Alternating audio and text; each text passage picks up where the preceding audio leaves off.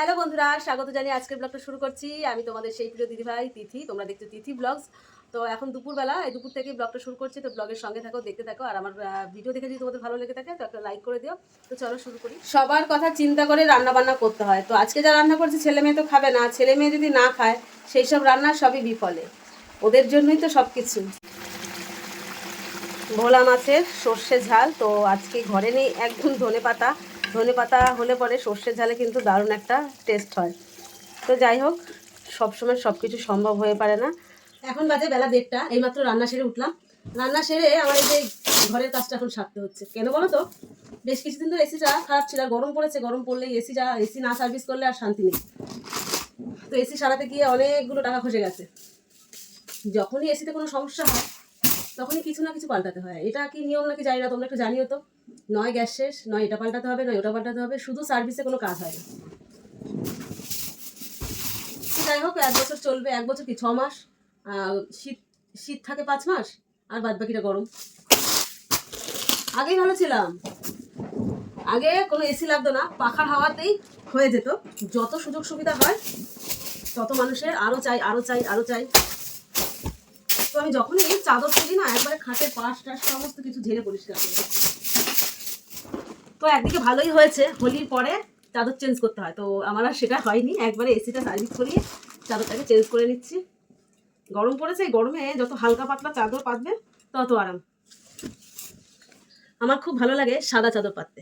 তো একেবারে সাদা চাদর তো আর পাতা সম্ভব না। বাড়িতে একটা পোষ্য প্রাণী আছে, মিঠাই আছে, তার গায়ের ময়লা থাকে সারা ঘর থেকে না, ঘুরে বেড়ায়, পায়ে পায়ে উঠে যায়, সেই জন্য আর হয় না। তো এরকম একটু প্রিন্টেড সাদা আর ভালো লাগে। সত্যি কথা বলতে, রান্নার পরে শরীরটা দেয় না, তখন আর এক্সট্রা কাজ করি। তখন মনে হয় একটু ঘরে এসে বসি, তারপরে তো ছোটোখাটো ভিডিও দেওয়ার চেষ্টা করি। সব মিলিয়ে আর হয়ে ওঠে না।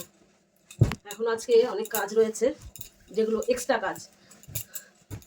এই চাদরটা যে আজকে পাল্টালাম, আবার হয়তো 1 সপ্তাহ বা 8-10 দিন পরে, বেশি দিন পরেই আমি চাদর পাল্টাই, সেইভাবে ব্যবহার করে সেইভাবে রাখি আমি। তাই আমার রোজ রোজ চাদর চেঞ্জ করার কোনো দরকার হয় না। বন্ধুরা, কথা বলতে বলতে কিন্তু অনেক কাজ ফাস্ট হয়ে যায়। তাড়াতাড়ি কাজ সেরে নিয়েছি, সমস্ত বালিশের ওয়ার পুড়িয়ে দিয়েছি। এখন যাব ছাদে। ছাদে প্রচুর জামা কাপড় কেচেছি, সেগুলো তুলবো, শুকিয়ে গেছে এতক্ষণে। দেখো গরমের দিনে মিঠাই কি সুন্দর আরাম করে ঘুমাচ্ছে মেঝেতে। তো যাব এখন ছাদে। আর ছাদে উঠতে গেলে না, দেখো কি অবস্থা, পাখিতে পটি করে করে একদম কি করেছে দেখতে পাচ্ছ। প্রত্যেক দিন কিন্তু পরিষ্কার করা হয়, এত পরিমাণে পাখিতে নোংরা করে। আজকেও কিন্তু আমার হেল্পিং হ্যান্ড ঝাড় দিয়েছে। আর ওরা এই বাসা বানানোর জন্য এইগুলো করে। তো কর্তামশাই পছন্দ করে না পাখিদের তাড়ানোর, তাই জন্য তাড়াই না। চলে আসলাম ছাদে, আর সমস্ত জামা কাপড় শুকিয়ে গেছে। আজকে কেচেছি সব সাদা জামা কাপড়, সব সাদা। যেদিন কাচি সাদা, আর যেদিন কাচি কালো। রঙিন একদিন আর একদিন সাদা, কারণ সাদার সাথে অন্য কিছু দেওয়া যায় না। সেই জন্য এই নারকেলের ছোবাগুলো কালকে কেটে দেওয়া হয়েছে, ছেলেই কেটে দিয়েছে। তো যা রোদ্দুর আছে ভালোই শুকিয়ে যাবে।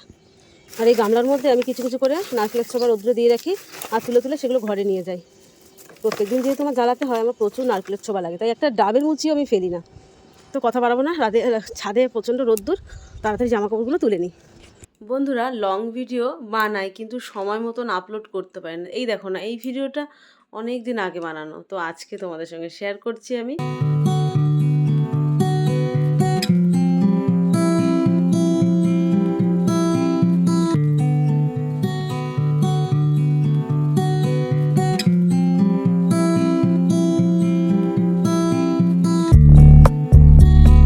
কথা বলতে বলতে ভিডিওটা বানিয়েছিলাম, কিন্তু মিঠাই এত চিৎকার চেঁচামেচি করছিল, যার কারণে আমাকে ভয়েসটাকে মিউট করতে হয়েছে। তো যাই হোক, মা মা বলে সবসময় গরম গরম চাদর জামা কাপড় তুলে যদি সঙ্গে সঙ্গে ভাঁজ করতে পারিস, তাহলে কিন্তু আয়রন করার প্রয়োজন হয় না, জামা কাপড়গুলো খুব সুন্দর হয়।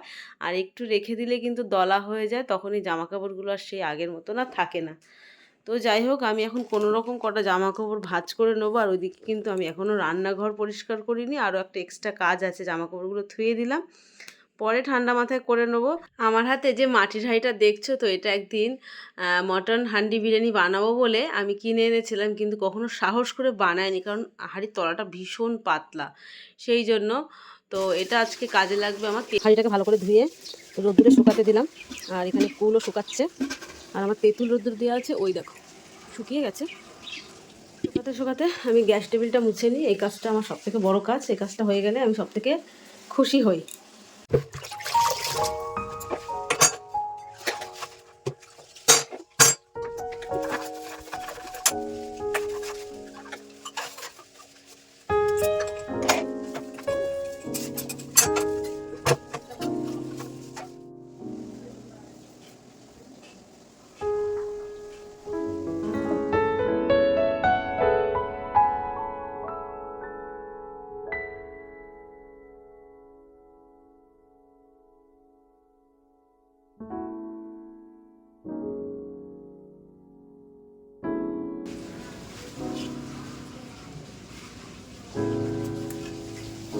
রোদ্দুর থেকে টাটকা টাটকা তুলে নিয়ে এসে কিন্তু সঙ্গে সঙ্গে হাঁড়ির মধ্যে রাখবো।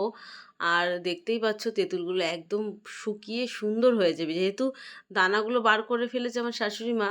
আর এবছর তো কম, তো এরকম থালা আরও দুটো হয়, তো সারা বছর তেঁতুল রাখা হয় ঠাকুরের বাসন মাজতে, মাছের টক খেতে, ডাল খেতে খুবই কাজে লাগে। তো আগের বছরের তেঁতুল আমার এখনও আছে, তো সেই তেঁতুলটা খাওয়া কিন্তু খুবই উপকার, তাতে সেলেসা বেরিয়ে যায়। আর ফাইনালি দেখো তেঁতুলের হাঁড়িতে তেঁতুল রেখে দিয়েছি, এখন এটা ঘরে রেখে দেবো, সারা বছর একটু একটু করে বার করবো আর খাবো। আমি তাড়াতাড়ি এই কাজগুলো সেরে আসলাম, এখন ঠান্ডা জায়গায় বসে এই চাদরগুলো ভাঁজ করবো। তো বন্ধুরা, ভিডিওটা ছোটোর মধ্যেই আমি আজকে শেষ করছি। দেখা হচ্ছে পরে একটা নতুন ব্লগের সঙ্গে। তোমরা ততক্ষণে সবাই ভালো থেকো, সুস্থ থেকো, বাই।